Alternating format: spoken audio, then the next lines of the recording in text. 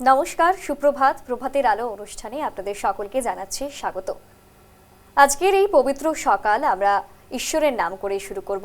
সদ্গুরুর ভক্তিগাথার মাধ্যমে আজকের এই দিনটি শুরু করছি। চলুন শুনে নেওয়া যাক।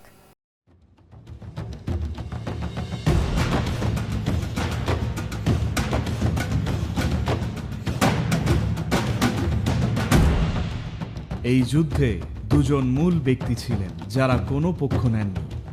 একজন রুক্মী, যে রুক্মিণীর ভাই, আর বলরাম, কৃষ্ণের দাদা। কারণ সম্পর্কের খাতিরে তারা দূরে ছিলেন। দক্ষিণ থেকে আরেকজন যোদ্ধা যুদ্ধক্ষেত্রে এসেছিলেন, যার তুনে ছিল মাত্র 3টি তীর। আর কৃষ্ণ এবং অন্যরা সেখানে ছিলেন। তখন যুদ্ধের পূর্ব প্রস্তুতি চলছিল। সে আসার পর লোকেরা তাকে জিজ্ঞেস করল, আপনার কাছে মাত্র 3টে তীর কেন? সে বলল, একটা তীর দিয়ে আমি সমস্ত কৌরবদের মেরে ফেলতে পারি, আরেকটা দিয়ে সমস্ত পাণ্ডবদের মেরে ফেলতে পারি, তাই 3টে তীর আমার জন্য যথেষ্ট।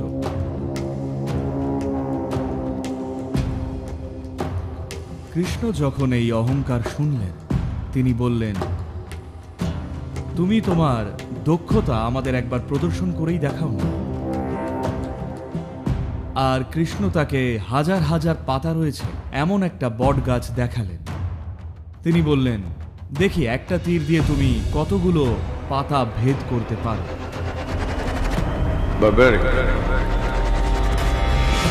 প্রয়োজনীয় গূঢ় বিদ্যার শক্তি সংযোগে একটা তীর নিক্ষেপ করলেন।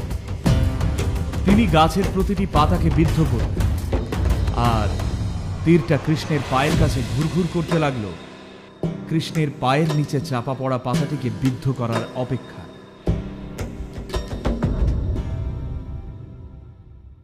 কৃষ্ণ বললেন, বাহ, খুবই প্রশংসনীয়।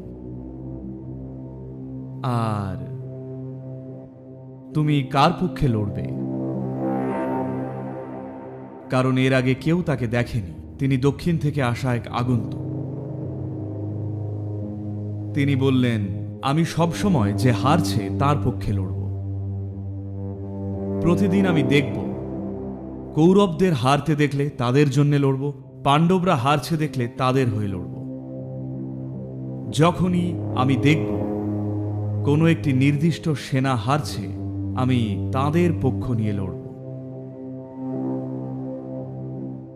এখন কৃষ্ণ পরিস্থিতিটা দেখলেন, তো এই লোকটা অন্য পক্ষে থাকলে আমার জেতার চেষ্টা করা উচিত নয়, এটাই হবে ফর্মুলা। কারণ আমি জিতলে, যদি জিততে শুরু করেন, তাহলে এই লোকটা সে এই পক্ষে থাকলে অন্য পক্ষে গিয়ে যোগ দেবে। তো কৃষ্ণ বললেন, আমি তোমার কাছে কিছু চাইলে আমায় কি সেটা দেবে? আমি চাই তুমি একজন যোদ্ধার মাথা কেটে দাও। বারবারিক বললেন, আপনার জন্য আমি তা করব, বলুন সে কি। কৃষ্ণ নিজের শিবিরে গেলেন আর একটা আয়না এনে তাকে দেখালেন। বারবারিক বুঝতে পারলেন তিনি ফেঁসে গেছেন, কিন্তু তিনি কথা দিয়ে ফেলেছেন। তাই একটি শেষ অনুরোধ করলেন, কিন্তু আমি এত দূর দক্ষিণ থেকে এসেছি এই যুদ্ধটা দেখতে, আমি এই যুদ্ধটা দেখতে চাই। এত বড় একটা যুদ্ধ, আমার মতো যোদ্ধা আমি মিস করতে চাই। আমি এই যুদ্ধের দৃশ্য দেখতে চেয়েছিলাম। তো কৃষ্ণ বললেন, তা ঠিক আছে, তুমি নিজের মাথাটা কাটো, আমি নিশ্চিত করব তোমার মাথা যেন দেখতে এবং বলতে পারে। তাই তিনি নিজের তলোয়ারটা নিয়ে নিজের মাথা কেটে ফেললেন, আর নিজের চুলটা ধরে মাথাটা কৃষ্ণকে দিলেন, দেহটা পড়ে যাওয়ার আগে। আর তার মাথাটা যুদ্ধক্ষেত্রে একটা এমন জায়গায় রাখা হলো যেখান থেকে তিনি সবকিছু দেখতে পারতেন। আর যা হলো, যুদ্ধ যখন শুরু হলো, যখনই তিনি কোনো কাপুরুষোচিত কিছু বা মজার কিছু দেখতেন, বারবারিক তখন উচ্চস্বরে অট্টহাসিতে ফেটে পড়তেন। সেটা দেখে প্রচুর সৈন্য ভয় পেয়ে যেত। আর শুধু ওনার হাসি অনেক বিশৃঙ্খলা সৃষ্টি করত। তারপর 2 দিন যুদ্ধের পর কৃষ্ণ বললেন এনাকে যুদ্ধ দেখার জন্য আরো ভালো একটা জায়গা দেওয়া যায়, আর মাথাটা পাহাড়ের ওপরে নিয়ে গিয়ে রাখলেন। সেখান থেকে তিনি দেখতে আর হাসতে পারবেন। খুব কাছ থেকে তিনি আমাদের সৈন্যদের ভয় পাইয়ে দিচ্ছেন। তাই সেই মাথাটাকে পাহাড়ের চূড়োয় রাখা হল। শুধু মাথাটা সেইখান থেকে যুদ্ধ দেখছে, হাসছে, মন্তব্য করছে, ইত্যাদি অনেক কিছু করছে। আর যুদ্ধটা শেষ হওয়ার পর পাণ্ডব সৈন্যরা, যারা অল্প কয়েকজন বেঁচে ছিলেন, তারা জানতে চাইলেন এই যুদ্ধে সবচেয়ে সেরা যোদ্ধা কে ছিলেন, কে কার চেয়ে ভালো লড়েছে। তারা এসে কৃষ্ণকে জিজ্ঞেস করলেন এই 18 দিনের যুদ্ধে সবচেয়ে সেরা যোদ্ধা কে ছিলেন।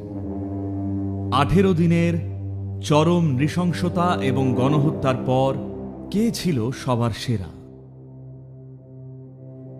কৃষ্ণ হাসলেন আর বললেন, তোমরা গিয়ে বারবারিককেই জিজ্ঞেস করো না, সে তো সেখানে গ্যালারি ভিউ নিয়ে বসে আছে,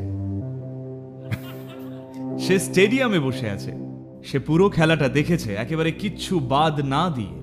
আমি এতগুলো পরিস্থিতির মধ্যে ছিলাম, আমি নিশ্চিত কিছু মিস করেছি, তাকে জিজ্ঞেস করো, তিনি জানবেন।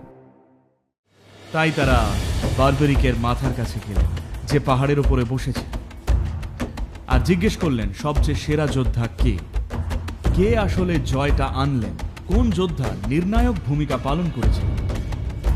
তখন বারবারিক বললেন, এই যুদ্ধে অর্জুনও নয়, কর্ণও নয়, ভীষ্ম নয়, দ্রোণও নয়, অশ্বত্থামাও নয়, ধৃষ্টদ্যুম্নও নয়, পাণ্ডবরাও নয়, কৌরবরাও নয়। এরা কেউই যুদ্ধের গতিপথ স্থির করে। নির্ণায়ক ছিলেন ছলনাময়ী রূপে বিষ্ণু। তার সুদর্শন চক্রই এই জয় এনেছে।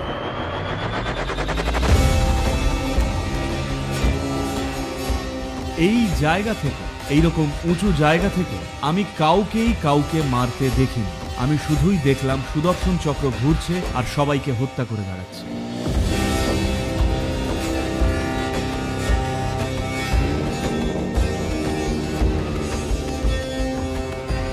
এখানে প্রতীকীটা দেখুন, যদি সামান্য ওপরে থাকেন সবকিছু পরিষ্কার দেখবেন। যখন এর মধ্যে থাকেন, কৃষ্ণ সেটাই বলছেন, আমি এর মধ্যে ছিলাম তাই দেখতে পারিনি। ওকে জিজ্ঞেস করুন, ও ওপরে বসে। যে ঊর্ধ্বে ওঠে সে জীবনের ঘোরতর পরিস্থিতিতে থাকা লোকেদের চেয়ে সবকিছু সবসময় বেশি ভালো লক্ষ্য করেন। তো এর ভিত্তিতেই সব জায়গায় সবাই নিজের জীবনের সাক্ষী হওয়ার কথা বলছেন। যদি ঊর্ধ্বে ওঠেন সব কিছু পরিষ্কার দেখতে পান, যদি এর মধ্যে থাকেন তাহলে সহজেই পরিস্থিতির গোলমালে হারিয়ে যেতে পারেন। এই কাহিনীটি খুব শক্তিশালী এক আধ্যাত্মিক প্রসেস, যদি এই কাহিনীটাকে নিয়ে বাঁচেন। সময়ের কোলেই আমাদের অস্তিত্ব, সময়ের কোলেই আমাদের জন্ম, আমাদের মৃত্যুও হবে সময়ের কোলে। ধর্ম আর অধর্ম এটা এমন এক নিয়ম যা আপনি বুঝতে পারলে তা আপনার কাছে সত্য কি আর অসত্য কি স্পষ্ট করে দেবে।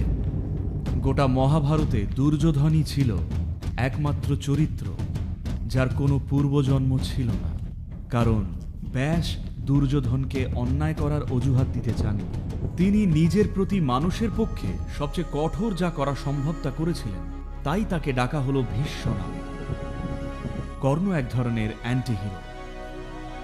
তিনি জানেন এটা অন্যায়, কিন্তু আনুগত্য তার অটল। অর্জুন আর কর্ণ দুজনেই যুদ্ধের দানব। তাদের জীবনের একমাত্র স্বপ্নই হলো সেরা ধনুর্বিদ।